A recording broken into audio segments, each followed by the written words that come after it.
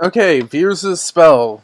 I am doing a new what if. What if Izuku Midoriya had dimensional magic? Now, I will be both referring to him as Izuku and Midoriya through this what if. Unfortunately, I'm used to saying Midoriya, but that's technically his family name. So, yeah, just one of those things. So I wind up going back and forth. This will be a crossover with Black Clover. In the story, I'll just kind of go over it. And yeah, this was a bit longer than I thought, so I'll go with that. Put down in the comments whether or not you want me to do less often but longer videos, or more often but shorter videos, like 5 to 7 minutes. Just so I can try to get situated whether or not. And if I do the shorter ones, I'll just combine them into a longer one after I do like 4 or 5. Which is the same thing I'm doing with the What If Hostile was in Fairy Tail. And with that being said, like, share, and subscribe if you like the content. Liking, sharing, and commenting all help out the channel with both the algorithm and helping things get more out there. And that being said, let's go on to the what if. Our story starts off with a young Izuku walking with Bakugo and a couple of Bakugo's friends. Bakugo hadn't yet begun treating Midoriya too harshly. He had already given them the name Deku and started treating him poorly, but it wasn't to the breaking point yet. Izuku and them would be walking through the woods trying to catch bugs. Bakugo would call Deku pathetic for not being able to catch any, holding up a clear container with several, and calling him Deku. Izuku would just feel his anger welling up a little. He would just tell Bakugo, "Stop calling me that!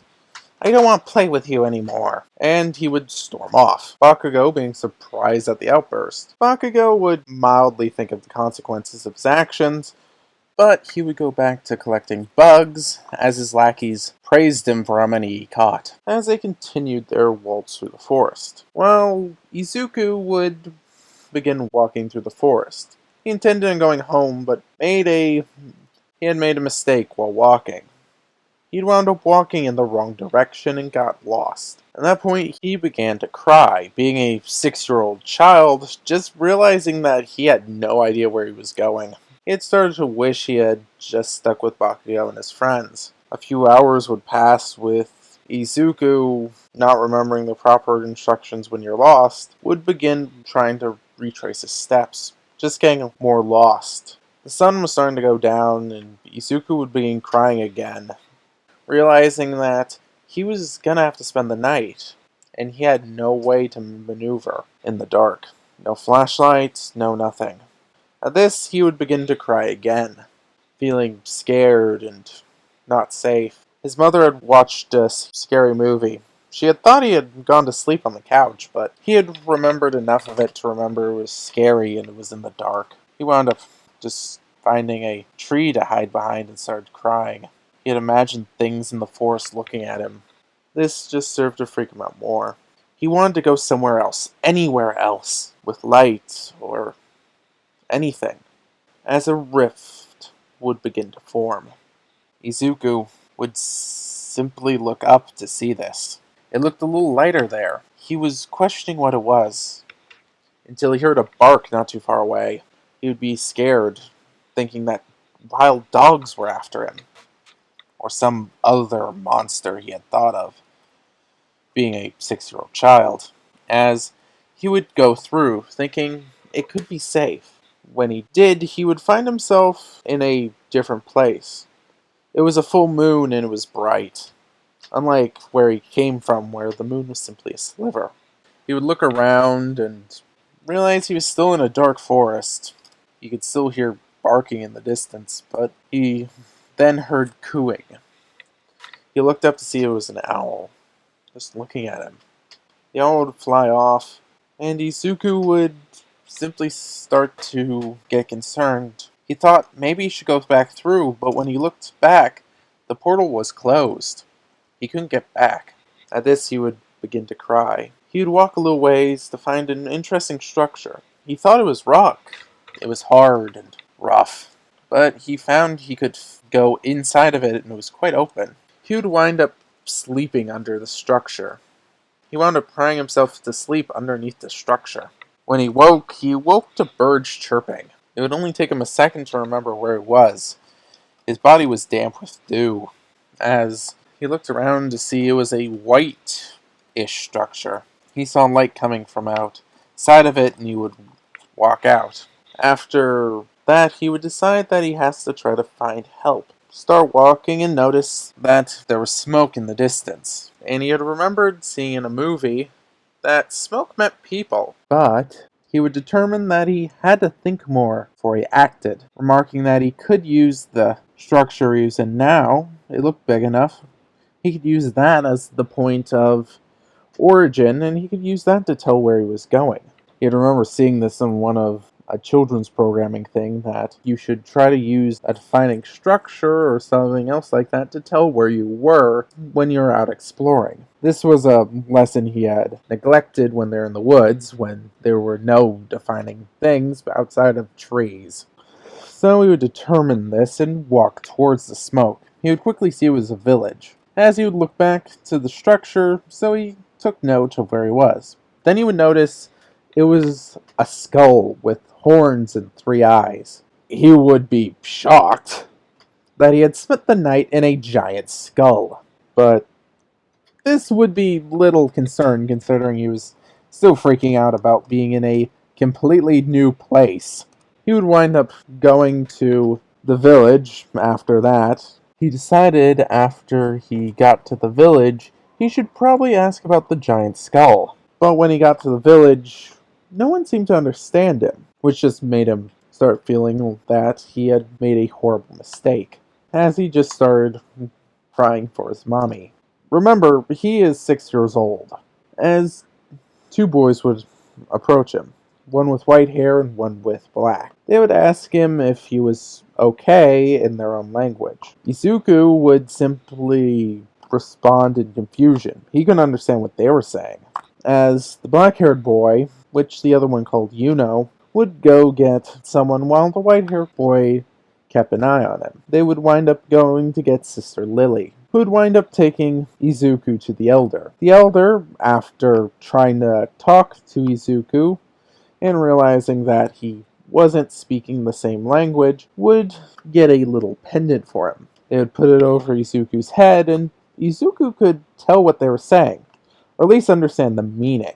The old man would be happy that this worked. He had picked up the pendant in his younger days, when he wandered more before settling down. This pendant had the power to translate the meaning of what different people said. He had found it to not be that useful since the common language of the Clover Kingdom and the surrounding countries were about the same, with little difference. But he never got rid of it. After that, they would just ask Izuku where he was from. Izuku would just say wherever town or district of a city he's from, and that he had a mother. They would not know where this was, and they would tell him that he's currently in Hage Village, in the Forsaken Realm of the Clover Kingdom. Izuku, not being taught geography until later, he is only about 6 here, would just assume he managed to teleport himself to some other country. He knew he didn't live in the Clover Kingdom, or at least he was pretty sure it was a place called Japan. They would just not know what this meant, as the translation would not translate it since it was a name. The old man would think about it, as he asked Izuku how he came here. Did someone push him through a portal, or did he make one, or anything like that? Izuku would answer with the first little bit of the what if. The part with him going through the portal and waking up in the woods nearby. The old man would just nod, saying that it must have been a spatial magic accident, and that Midoriya probably had spatial magic. Midoriya, just being confused, would ask if he meant quirks. The translator would translate to the equivalent, as Sister Lily and the Elder would just look at each other and just assume that he meant magic. Sister Lily and the Elder would just look at each other and nod and just tell Midoriya that here it's just called magic. He would realize later that there was very distinct differences, but not at the moment. So Izuku would just realize that if he wanted to go home, he just had to activate his quirk. As he just held out his hand, hoping that a portal would appear, wanting it to happen. Nothing would happen. As the old man asked Sister Lily if Asa could spend a few nights at the orphanage until either someone came looking for him or until he activated his spatial magic again to get home. Sister Lily would nod as they would go outside to find the boys who would now be introduced to Izuku, Asta and Yuno. Asta would be the first one to hold out his hand and say that he hopes they'll be good friends. Izuku would meet with the father of the church, and he would wind up getting situated for the night. It would take him a full 2 weeks to figure out how to reactivate his magic, which, yes, it is basically magic. His quirk allows him to have magic, which is dimensional magic. As he's finally able to activate it, and says goodbye to everyone. They say visit soon, which he will be able to do. As Izuku went through the portal and managed to find his way home. His mother had been worried sick for the last 2 weeks. The police had been called and everything. Pro heroes had even gone out looking for him. She would quickly call the police and say that he had come home and took him to the doctor. Worried sick, she would just ask the doctor if he was okay, and the doctor would actually be surprised. He had done just fine. He had eaten just fine, and when they asked him what happened, he simply told them that he awakened his quirk. It allowed him to travel to places, and he accidentally traveled to a place called Hage Village. They would have no way to find Hage Village, as they just assumed the boy was mispronouncing it. They wouldn't press it too much further, since it was obvious that the people in the village hadn't harmed Izuku in any way, and had actually helped him figure out how to get back. So, with that being said, they wouldn't really push the issue. Bakugo would actually apologize, changing the relationship from canon. He would still be mean to Izuku, but he wouldn't be nearly as bad of a bully, since he had felt responsible for his disappearance. And Izuku had awakened his quirk, as they would just say that it was some sort of dimensional ability. And they would just leave it at that. Izuku would consider himself to have a spatial quirk, as over time he would actually go back and forth between the worlds. His mother had picked up gardening during the 2 weeks he had disappeared to try to relieve stress. He would wind up actually selling seeds and whatnot to the villagers of Hage Village and some of the surrounding area, as he figured out that he actually was able to travel to a fantasy world. Yeah, he was 7 when he made that realization, and he would begin to sell seeds and whatnot to the villagers. He would first attempt to give them to them as gifts, but they would wind up paying him back. He wound up making a small business by selling spices and different plants and whatnot. Not going to interfere with the what if too much, but it would actually mean that Hage Village and the surrounding village wouldn't just have to survive off pot potatoes.